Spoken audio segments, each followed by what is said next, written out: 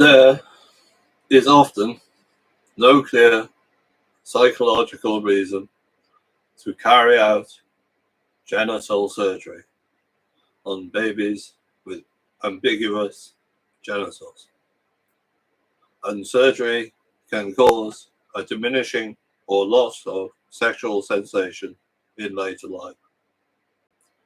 In general, the approach taken with children thought to be girls was to focus on later fertility, with sexual sensation seen as unimportant. In contrast, for children thought to be boys, the eventual size and function of the penis was considered most important. This indicates the medical construction of sex based on gendered norms. The ideal of femininity prioritizes motherhood and the ability to bear children, while the ideal of masculinity focuses more on later sexual prowess than the ability to bear children. Depending on the specific type of intersex condition, some children may start to develop unexpected body characteristics when they reach puberty, which can be confusing or distressing. As adults, some intersex people identify as the sex they were assigned at birth, while others do not. In the past few years, an intersex activist movement, e.g. Organisation Intersex International Europe, has campaigned for a changed approach. They argue children ought to be left to decide later if they want to change their genitals. They ought not to be given surgical or hormonal treatment until they can give informed consent. This is contested and can lead to different problems. It is not easy for parents or medical professionals to know the best approach. It is very difficult to raise a child without a gender, so a gender is usually picked. But children who appear different, for instance, because their genitals are significantly different to the norm, may feel confused about their own identities and may be teased or excluded by others. The intersex movement seeks to provide support and community for intersex people. It is one example of how new identities and communities can be formed around aspects of the human experience and have always existed. See later changing categories, shifting norms, and gender diversity. As noted previously, around 1.7% of people have biological sex characteristics that do not fit typical male or female categories. These variations indicate that even based on biological sex, children cannot be categorized into two distinct different groups. For gender, variations are much greater. This chapter gives examples of how gender affects behavior and how boys and girls' experience differ, whether the reasons are biological, social, or both. However, it is important to note that they also share many similarities, where differences exist. These are differences between averages rather than between every girl and every boy. One way to visualize this is through overlapping normal distribution curves. Many measurable traits, for example, height or running ability, are normally distributed within a population. This means that if you take 100 people at random and plot their traits on the graph, most will be somewhere in the middle, while fewer will be at the extremes, e.g. very tall, very short. This results in a normal distribution curve. Normal distribution curves can be plotted for different groups, for example, men and women. The example later shows the distribution of the male and female heights in adult humans. It shows that on average, men are taller than women, but there is a significant overlap. Some women are taller than some men.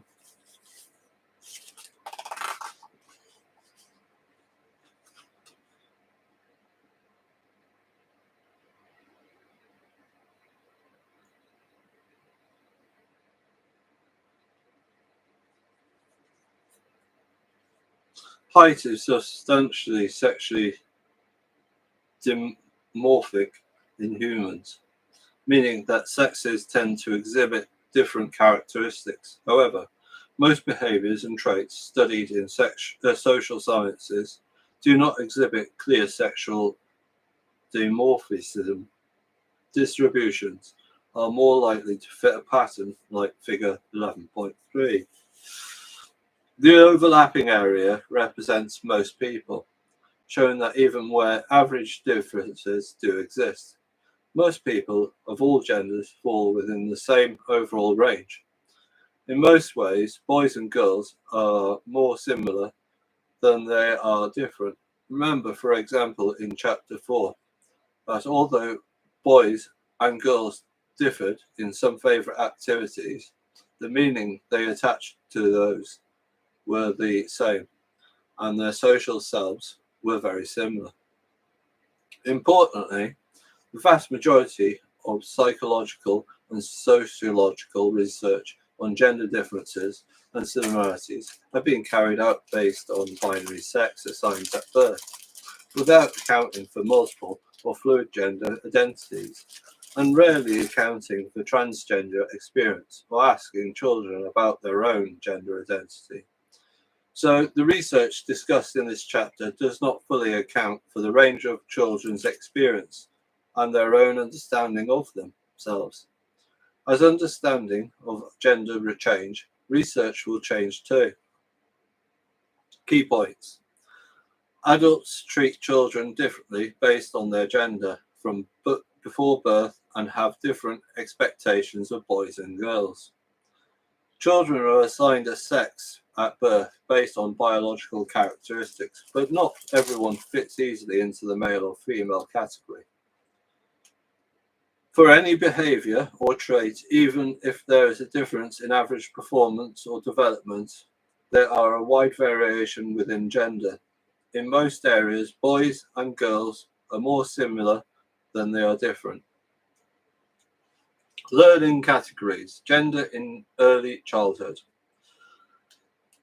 Developmental psychology indicates that children first acquire a gender identity around the age of 2.5 or 3, when they can identify their own gender and that of others. Although, as discussed in the previous section, they are affected before this age by ideas about gender, but they do not yet think of gender as a permanent and unchangeable. It is not until about 5 years that they acquire what is known as gender stability, believing that boys will grow up to be men and girls will grow up to be women. But they may still define gender by concrete external factors such as clothing, hair, or physical appearance, rather than a more general idea of a person's gender. Research on gender identity development has assumed that gender is stable rather than fluid or flexible. Research on transgender children identity development is still limited. It has become more common for children to socially transition in early childhood. That is, for a child assigned as one sex to identify as a different gender in everyday life. The available research suggests that transgender children who transition early in life go through similar stages of gender identity development to other children, although they may be more likely to believe that gender might not stay the same between childhood and adulthood.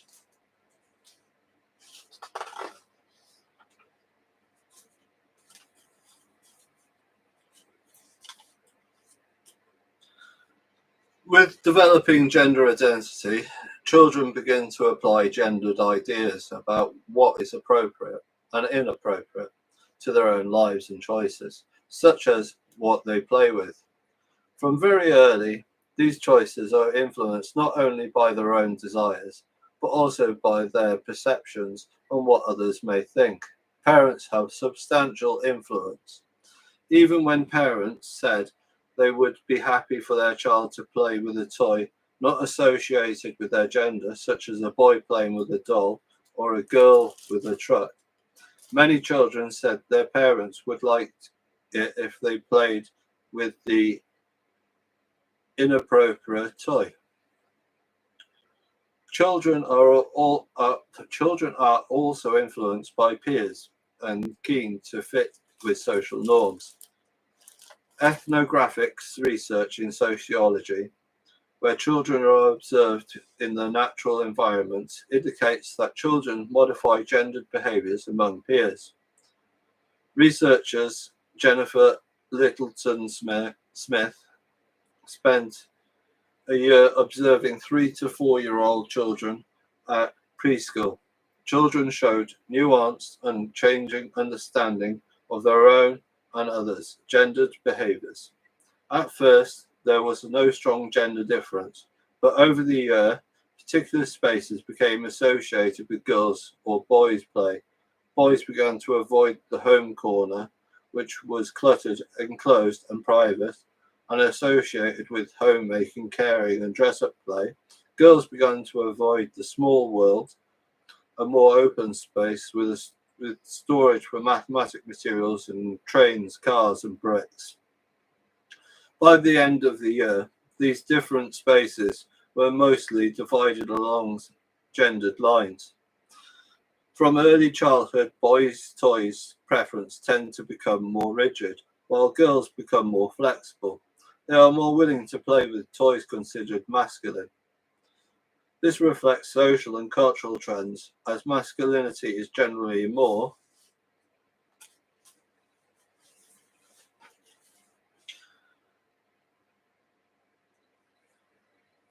highly valued than femininity.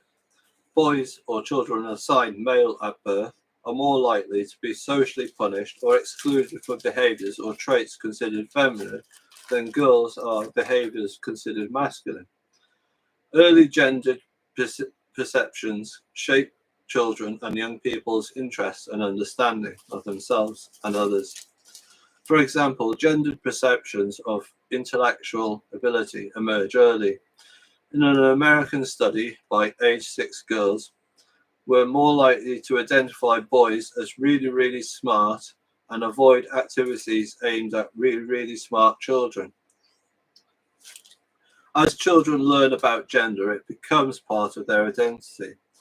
They are gendered associations with play, friendship, physical activity, clothing, reading, and viewing, and school subjects. These do not have the explicit for them to become part of the children's understanding of themselves and the world, nor do they have to be conscious like many aspects of children's life. Gender becomes embodied. Anne Foyste Sterling, a biologist specializing in gender identity development, describes embodiment as being atomic, unintentional, and found in all aspects of the nervous system. And gender biosocial sediments built up over a lifetime. So social experiences influence the body and the brain, which simultaneously influence people's social experiences. She gives the example of a young girl choosing not to climb trees, perhaps because her dress makes climbing difficult and she has been warned not to get it dirty, or because her parents worry about her hurting herself than her brother, while other girls around are not climbing trees. In any case, she does not climb trees, and so she does not develop her physical climbing ability. As children learn about gender, they also learn about many other aspects of the world, including other identities. Children's experiences and understandings of gender are intersectional. They are influenced by other aspects of identity. including race, ethnicity, and social class. Social and cultural inequalities affect how children think about gender. One psychological study found that children aged 7 to 11 were slower and less accurate in categorizing black women's gender than categorizing Asian or white women or black men, suggesting that children saw black women as less representative of their gender. Another study with younger children found that both black and white children in the US responded less positively to black boys than they did to black girls. White boys and white girls by the age of 4 children perceived black men as exhibiting more negative masculine stereotypes, such as aggression, than the white and Asian men. As you learned in Chapter 9, early stereotypes can be connected to wider inequalities and social attitudes, such as the disproportionate criminalization of black men. Key points. Children develop a gender identity at the age of 3 years, when they can identify their own gender and that of others. Young children learn about appropriate gendered behaviors, modify their behavior to fit, and monitor other children's behavior based on gender. Ideas about appropriate gendered behaviors are also influenced by other aspects of identity, like race. Well, let's think about my second daughter.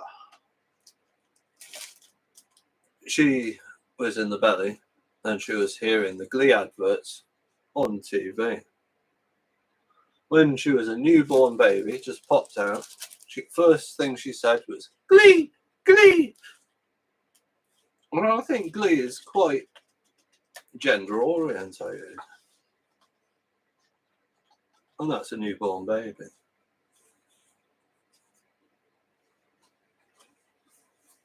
Because I certainly wasn't interested in Glee.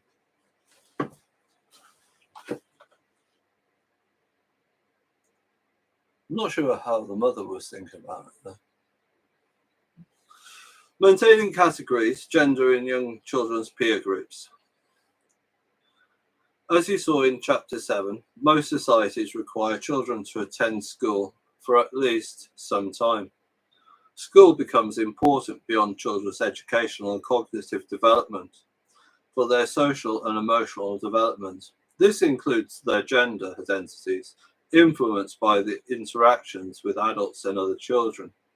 Research on gender, often ethnographic, involves observing their everyday school environments and talking to children about what they are doing.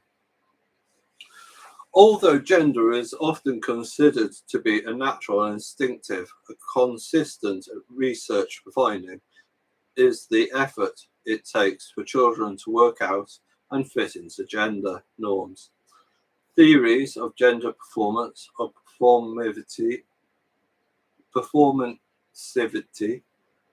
focus on children's activity role in making their gender identity. Theorists argue that gender is a continual process, somewhere we do or perform an idea influenced by the work of feminist philosopher Judith Butler.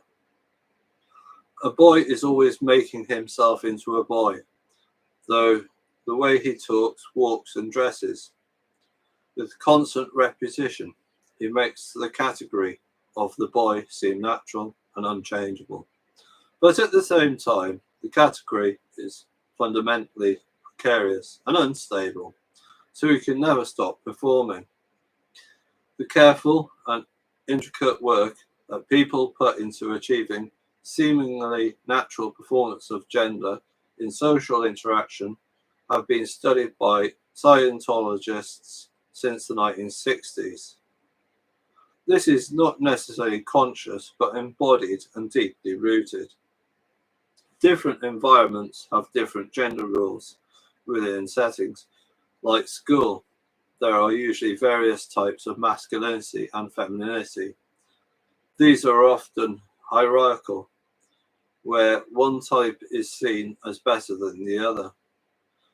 Sociologist Diane Leah's study of Year 3 children in England, aged 7 to 8, found different types of femininity.